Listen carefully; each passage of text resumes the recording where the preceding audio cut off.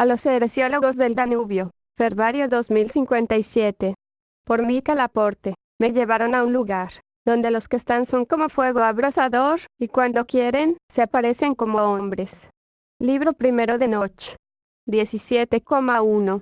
El lejano profesor venustiano refutó alguna vez, contra los seres que se posaban, en un solo ciclo de repeticiones conscientes toda su vida, sin aparente continuidad o evolución, sin deseo manifestacionista de exaptación o individuación hacia una totalidad futura o aparte. Sabemos que conjuntos de serialidad y sincronicidad difieren entre cada individuo, baste recordarle al lector las investigaciones transgénicas de Tork y los conjuntos de Wolof, Complexity at Serial Phenomena Incide Daily Span of the Events, 2048.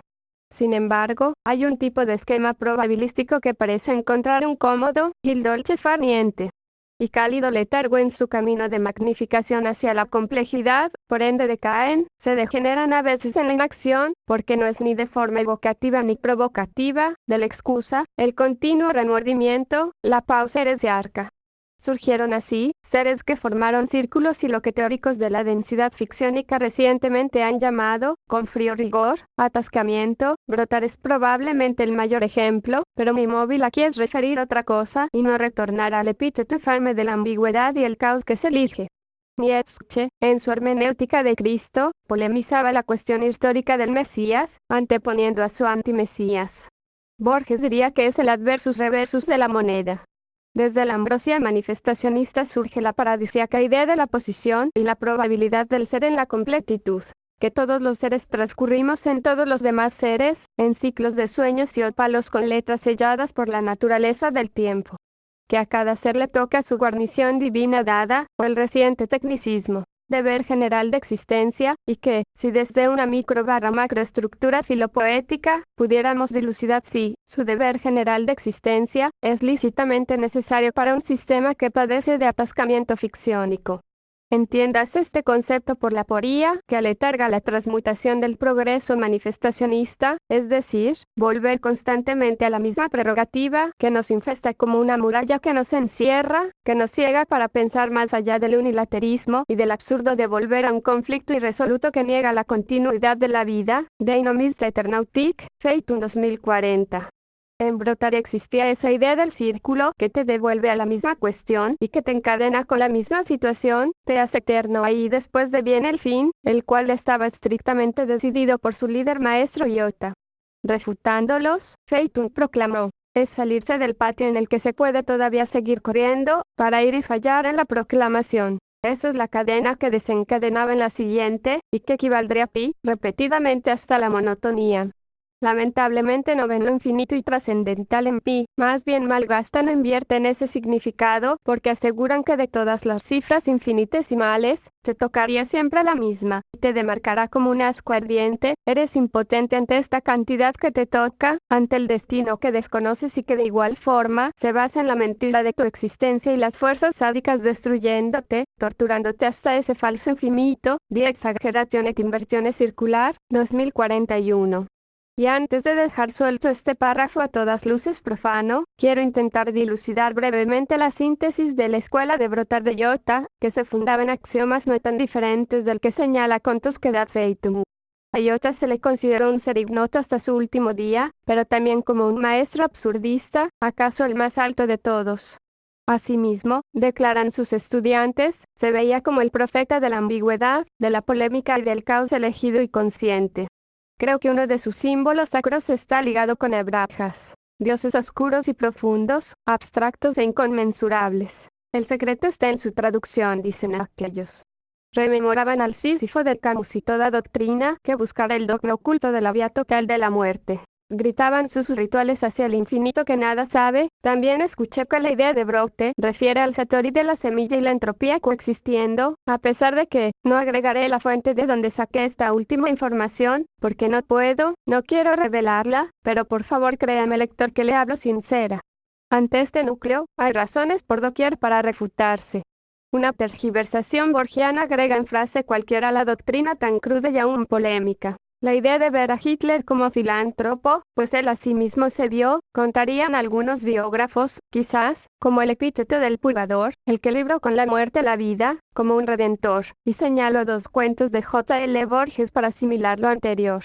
Utopía de un hombre cansado 1975 y La casa de Asterión, 1947. Su adoración se volvió lo carnal y lo llamativo. Ellos aceptaban que las piernas de rana eran sigilos comestibles del pan de emanaron impulsar esa idea, construir una escuela donde se enseñe la vida de Hitler como el éxito del ser que repitió con proezas el acto de purgar a los demás, de acuerdo a su gusto y semejanza. Pensando así, se derrumbó brotar. Digamos, en explicación tránsfuga, que las masas se transmutan de cúpula en cúpula, organizaciones, bancos, partidos, familias, y que hay ese deber de existencia claro, y que se siente en el individuo, como un aquí soy, un lugar en el globo, un punto en la estructura, más que lo que tengo, lo que fui y lo que seré. Luego, el consejo sintafórico promueve la idea de plexo infinidad, de esta forma. Si todo ser vivirá o vivió todas las vidas, debe ahora quedarse en una línea recta y estable, esa vía es su yo. Geboderius, matemático transgénico, realizó una tesis filológica de los vectores matemáticos, circulares en el ser y su inmanencia, a continuar un patrón que se siente vacío, este diocrítico patrón, que en aquellos seres decaídos, depresivos y disfóricos, los torna carcomidos por la idea hacia el absurdo, descensus ad infernos. Boderius le llamó la razón de iota, justo fue Niquemón Ciflorpes, que le llamó la mentira de la razón, matemática que comienza desde un punto invisible hacia otro, dando vueltas dentro de ese eje. De pronto somos esa figura circular del caos, la angustia y la irrealidad. Geómetras supramodernistas alegan que el círculo es solo un símbolo cualquiera, una razón neoherética que afectaría a cualquier molde antropogeométrico. Puesto que las enseñanzas de Iota, profeta del caos selectivo, juzga a Carfócrates, son, básicamente, manipulación y lavado del cerebro para que sus estudiantes se sientan dominados de la incertidumbre maniqueísta, presas del devenir desastroso que aquel falso y blasfemo rostro de Iota les predispone. Etna Sinalefa, 2047, encuentra el sentido arcaico de lo circular como la repetición inevitable, la balanza que da y quita del ciclo kármico, la rueda que gira, el diálogo que interminablemente se repite con los mismos gestos y situaciones, y ellos, los brotadores, los absurdizadores, agregan, hacia un mismo futuro horrible, irreal, abominable y fatuo, siempre. El consejo, el manifestacionismo, el supramodernismo, en cambio diría que la clave es decirle sí a la totalidad, no al sinsentido y al absurdo. Si no, luego comienza el inacabable debate del que me molesta hablar. Si ya sabemos que de acuerdo a las teorías de Charles, la línea recta es aún más fructífera que todas las demás terapologías geométricas transfinitas. Ahí tienen la prolija heterocosmóloga, además de experta en relaciones de seres antropomorfos, entre múltiples dimensiones sociales, doctora Afelandra Krótoga, que en el 2030, documento para la revista Diritambos, junta una flor de ensayo, cuyo nombre no quiero volver a olvidar. Transcripciones y puentes cósmicos dialécticos. Texto en el cual Krótoga juzga con tristeza acerca de ciertos seres, capítulo 7, página 38, que en el orden ideológico del primer vector elemental de comunicación, proyectaban ellos una especie de flaqueza discursiva, de desinterés de cohabitualidad o tan siquiera, un enlace que nace del comprendimiento ficciónico mutuo.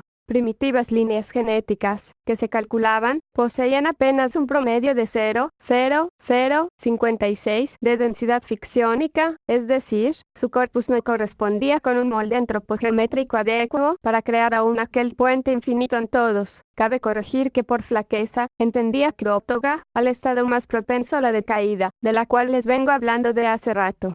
Otras anécdotas increíbles cuenta Afelandra Krótoga, de aquellas visitas a mundos heterogéneos del cosmos, tanto en su hemisferio austral como en el boreal, fueron narradas en aquel sigiloso artículo. Por ejemplo, resultó que en comunidades donde desconocían el teatro, les era mucho más difícil, y aún fantástico, comprender el concepto de sintáfora. Había otras comunidades que veneraban a la ciencia como voluntad nihilista, donde lo hendersoniano no pasaba a ser más que locura irracional, la cual no daba ningún fruto materialístico. En otros estados, la teocracia no les permitía siquiera una pizca del concepto del negativo. En algunas otras lejanas, había árboles madres que funcionaban a modo de receptor de densidades ficciónicas, de modo que sus pobladores vivían en un estado de perfluida entropía, tal que retornaba cada 3 minutos al orden. Por cierto, el estudio en ingeniería inversa de estas impresionantes estructuras naturales ayudó bastante, años atrás, en la formulación de matriz. Cabía mencionar. Krotoga continúa nombrando numerosos grupos antropomorfos dotados de ficción y dio a la luz también fabulosos proyectos de zonas del otro lado del polo en el que vivimos, donde hay universos de niebla absoluta y eterna, fríos paraísos de formas apenas conscientes e instintivas, así como cadenas larguísimas de caos microecológico. Seres que aún no son, ni podrían ser, parte de la entelequia de continua utopía que establece el Consejo Sintafórico, puesto que carecen aún siquiera de capacidad social, que nosotros, desde el antropomórfico hemos alcanzado en Matriz. Así, en una pesquisa que hice, como coleccionadora, periodista y aventurera, en Ultar, encontré un trozo periodístico circulando, un panegírico sin mención clara o aparente de su origen editorial, en colores generalmente oscuros, se leía en letras Times New Roman antiguas. La rueda de Danubio. De acuerdo a lo que leí, son un grupo de heresiólogos que continúan la perorata de que el Consejo Sintafórico es la nueva cruz. Entiendo que cada idea se dice como un punto, y hay parte que aún no se entiende el porqué de los números primos, verbigracia, o el entrañable deseo entre pi y su progenie representada en el coeficiente de sinuosidad, en algún mundo de algún metaverso, etc. Si bien, cuando con reuniones de café y whisky, estas nuevas bases de pensamiento surgieron para sostener el lenguaje que se habla hoy en día, quizás nunca se pensó que lograríamos alcanzar las raíces y matrices filosóficas que los múltiples volúmenes publicados de la Enciclopedia of the Sintapor atesoran. Una computación de series divergentes permutables, inmutables y transmutables, que doblega el razonamiento y el análisis a casi todos los posibles eventos y sucesos en el ser, de acuerdo a su ambiente y sus arquetipos confluyentes, o al menos los concebibles, en fracciones y conjuntos, sincronicidades, y teorías complejas, de valores negativos y algoritmos del cero, que no son sino un simple bosquejo o descripción de formas y probables sucesos, que describen solo una parte de la gran nombradía y de la completitud del software Teosopic. En Danubio, en cambio dicen que Ramanujan, al conocer por primera vez las fases segmentarias infinitas del infinito, vivió por lo tanto infinitas vidas, compactadas en un ciclo hindú, que es infinito. También cometen el error de usar el sofisma, que dice que Nirvana es la suma de la resta infinita, y que en el micromomento en el que pensamos en tal magnitud, se abre un macromomento, mucho más al fondo de los límites reales que aparentan ser inciertos, a pesar de los raros hallazgos en operaciones consecuencia de incertidumbre, publicado por Fernández y Van de Blunk en 2052. O a veces niegan el mismo infinito y también el tiempo, se plantan solo en el presente y la demonología simbólica y redefinen el teatro inevitable y necesario de la infamia, la mancha en el ojo, el fluido incómodo, que giran y van, adelante y atrás, sin hecho ni razón, un subespecie eternitatis. Véase en cambio el siguiente argumento que los reacios al predeterminismo ideológico seguramente rechazarán. El Dr. Losh, al sacrificar su rigurosísimo escepticismo por venturas que no gusta de contar, pero que asegura le redefinieron la forma de juzgar los patrones del azar, comenzó un legado y un camino en el que nuevos matemáticos han crecido. Moibrisa es uno de los más destacados. Llegaron aquellos geómetras a la conclusión de que en una plexo infinita sucesión de eventos, lo siguiente lo traduzco del lenguaje matemático al literario. Cada ser es capaz de dilucidar y decidir si repetir o no la misma circunstancia. Excluyendo este último gran inciso, han quedado al descubierto entrever que algunas sectas, quizás leftovers de brotar, que aún eluden los parajes perceptibles de las cúpulas de la cognosis, ven estos datos como una quizás, plexo infinita forma de liquidar a aquellos que no comprenden a esa lejanía, además de que descreen que cada individuo que ve su pasado surgir de nuevo, elija esta nueva vez, de forma diferente. Se mitigan con las últimas palabras del Forbo en la hoguera. Ellos hacen de los caminos que el rey de Danubio caminó un lugar santo, porque ahí habitó lo que, ya, no está. Del material herético que pude dilucidar, que aquella apócrifa revista literaria oculta cita con ansia, circulan sin aparente final, los volúmenes apócrifos titulados Borbis Cleur de Philippa Lowe, publicados desde aún no se sabe dónde, hace un par de estaciones. Ya había escuchado una vez sobre este libro, creo que Columbia una vez me lo mencionó. Ay. Las doctrinas absurdistas que tejen aquellas páginas domestican hábitos en las colonias pequeñas y susceptibles, que viven en mundos donde aún ven a los pájaros salir del huevo de dentro del océano. De acuerdo a las últimas investigaciones policíacas, la secta del Danubio es aún un grupo disperso que vaga sin rumbo con riesgo de caer en un retroceso caótico filosófico. Con terror inventado de no sé dónde, algunos periódicos sensacionalistas exageran. Yo no gusto tanto de la polémica sino del reporte, así que soy sincera si les digo que mis opiniones no tienen la misma relevancia que los hechos que me remontan. Soy optimista y creo en la última sabienda del asunto que obtuve de la detective Van de Don, que dijo que a pesar de que no se sabe si hay vinculación clara con los hijos restantes de Iota, es muy improbable que suceda algo así otra vez. Lo anterior fue preámbulo para narrar y comentar una fábula que leí en aquella oscura revista. Estaba arrancada la parte del título, así que tan solo pude leer que el autor se hacía llamar, en un obvio seudónimo, Gabriel García Vico. A continuación, el resumen factual. Aristarchus Diplonto fue un pintor-poeta que nació en las llanuras de Río Elates, donde las casas se desvanecen si apagas las luces de la cocina, y los zarapes mezclados de orígenes gauchescos abundaban en las costurerías clásicas del poblado. Diplonto pintó un cuadro de su ciudad. Lev Nikolayevich Tolstoy gustaba de salir al parque y escribir, mirando los múltiples rostros de las personas que salían a las calles, a buscar siquiera yo que sé, un hálito que les haga sentir algo nuevo. Diplonto sucumbió ante esta adyuvante forma de obrar y cumplidos sus 5.569 días de edad, se decidió a sí mismo a dibujar un retrato de cada persona existente. Más allá de esas largas pampas, Aristarchus se encontró solo en la inmensidad. Su soledad constaba de los 5.569 habitantes de su ciudad. Desde su infancia sabía que nadie se iba para regresar, que la maravillosa empresa de que alguien saliera de la ciudad de aventura era algo que ocurría cada 55 años. El último fue Miraculous Polenteo, que decidió ir a enfrentar a un ser mitológico que yacía en una caverna de la cual no quiero hablar. Fue así que Aristarchus Diplonto se determinó a concluir su empresa pictórica de aquí a que cumpliera 69, cuando sería el año pronosticado por los anales. Conoció en estos años cada historia de cada casa, de cada animal y ser, de cada vida y progenie. Lloró con la viuda, permitió el asesinato de otro, discutió la limosna, aceptó los tratados teúrgicos, convidó cada fiesta patronal y guardó cada velorio. A un año del día prefigurado por la historia, terminó su retrato universal. Lo miró desde lejos y desde cerca. Notó algunos bordados lejanos de la arista izquierda confusos. Luego dudó si el de la derecha era el gemelo que correspondía en el recuerdo de aquella tarde sin agua de hacía 55 horas. Se llegó a obsesionar en los detalles de los techos, pero las 69 sonrisas retratadas de los niños y los perros recuperaron su alma. Abstraído de las horas y de las formas, olvidó ya el viaje del héroe y todos los demás sistemas, que permitían que cada 556 años .9556955, y así, plexo infinitamente, que co-creaban la forma y el detalle de todas las cualidades posibles de una generación a la octava mayor. Había hastío, de pronto en esa repetición y en la idea de que el héroe resurgiera y nos representara allá afuera, uno por delante de la ciudad, como nombre único citado en las memorias del extranjero.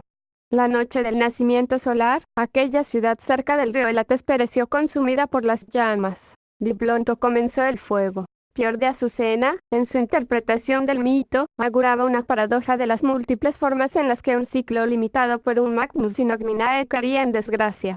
Terminado el relato, la revista incluía una monografía de la hermenéutica de Ilalá, herético brotador, que vio en Aristarchus Diplonto la imagen mítica del fuego último, que aplacará y extinguirá a todos los seres que confabularon en el aniquilamiento de la biblioteca de Iota en el 2049. No buscar más allá del mal y del caos en más de una ocasión, era, para aquellos peligrosos sectarios, abominable. Para mí, era una manzana que caía tan lejana de los conceptos ideales gnósticos que construyeron los charlesistas y que nos permitieron estar al nivel tecnológico en el que estamos.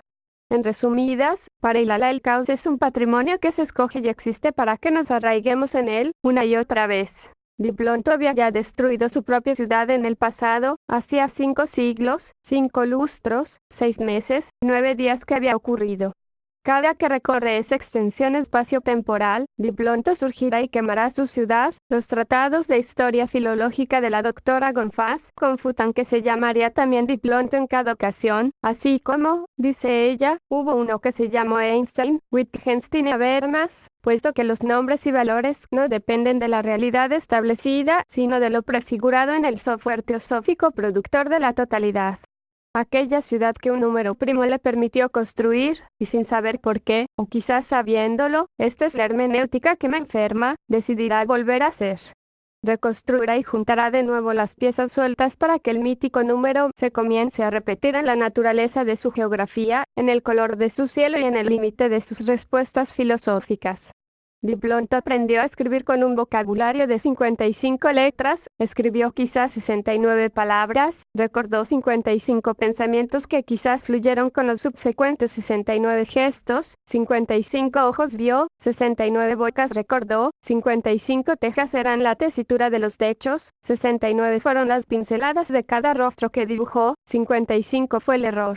Refutándolo digo. ¿Qué tal si Diplonto renunció a pasar al 56, porque tenía 8 divisores, por lo tanto 8 posibles y constantes bifurcaciones que desconocía, pues sintió quizás que perdería su uniqueness?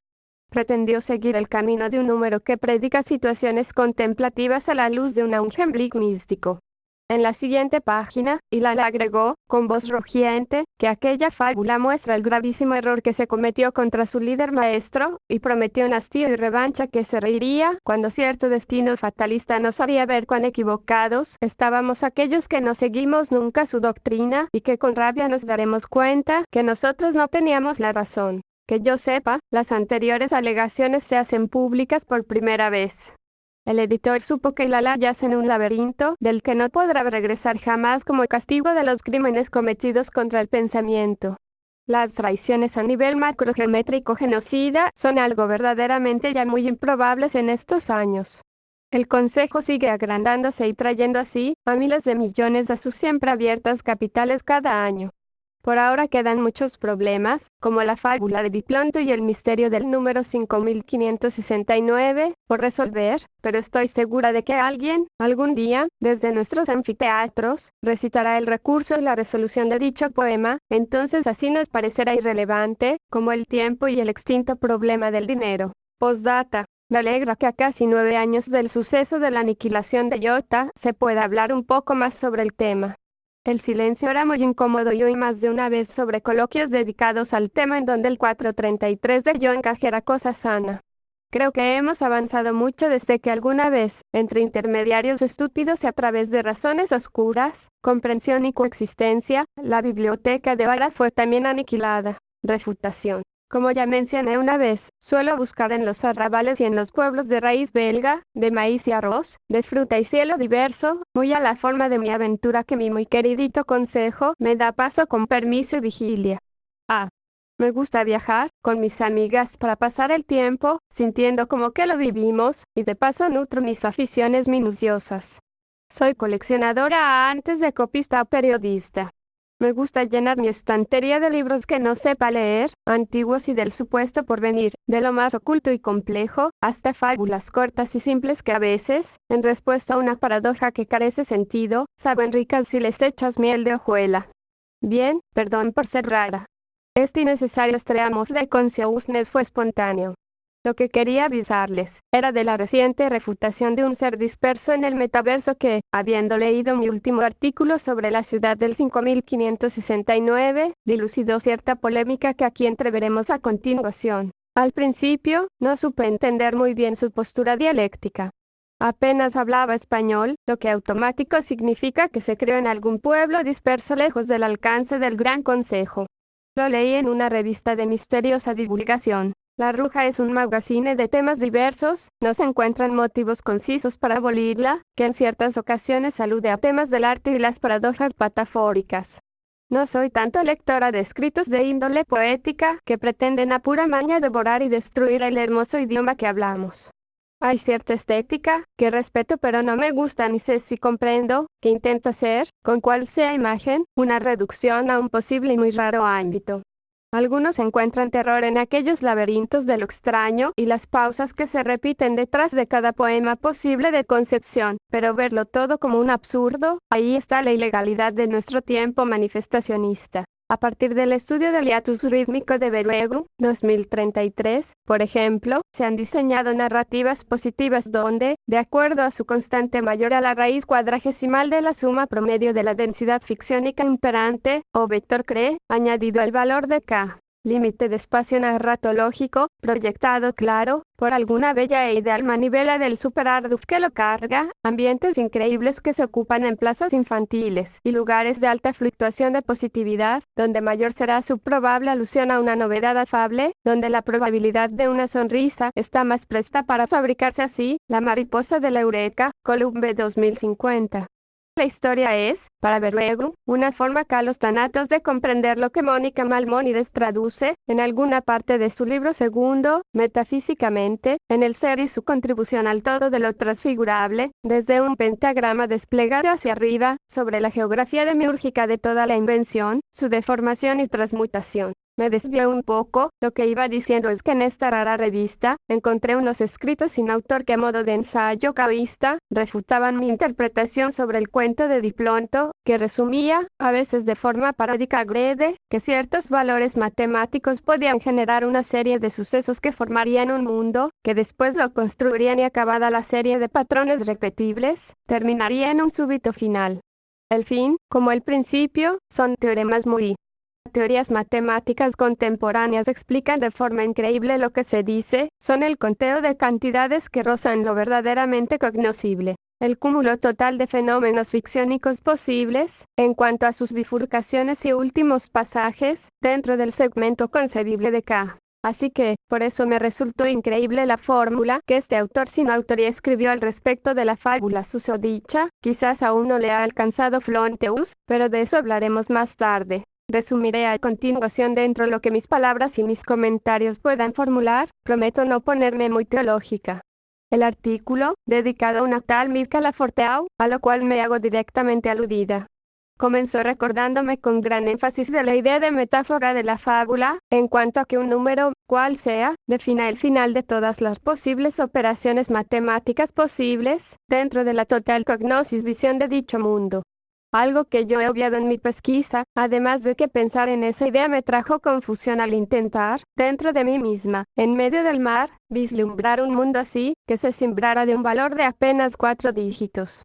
No sé cómo serían los fractales de las hojas de sus árboles, o los fondos difusos de sus avenidas y sus tiendas, debió ser muy primitivo, casi intangible o perdurable. Luego me mostró unas fórmulas esotéricas antiguas, que querían llegar a acercarse al número antedicho.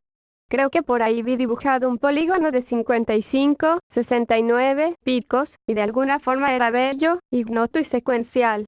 Creo que algunas líneas que parecían rectas y ondulares al mismo tiempo me atraparon durante unos segundos. Después la edición de La Ruja le dedicó 12 hojas de 5.569 cubos de higos, y leí la señalización que hizo el autor sin nombre, que el sentido último de las ilustraciones era pues, que el lector encontrara los 5.569 pentagramas dentro de cada cubo, que el vacío estaba compuesto, aseguró, por esta anatema cantidad elevada a sí misma, que ese era el nido, lago de seres de 5.569 dimensiones que conciben y comandan la estructura predeterminista universal, donde lo que el más glorioso oído apenas podía interpretar en un segundo, de forma abstracta y ambigua, dentro de aquel segundo dividido en 5.569 finitésimas de segundo que transcurren en el conocimiento de estas magnas esfinges, creadoras de las 5.569 disciplinas de los 5.569 multiversos existentes, dentro de 55 galaxias, en 69 planetas, de 55 dobles fuerzas constructoras en un núcleo de 5.569 caras que lo piensa.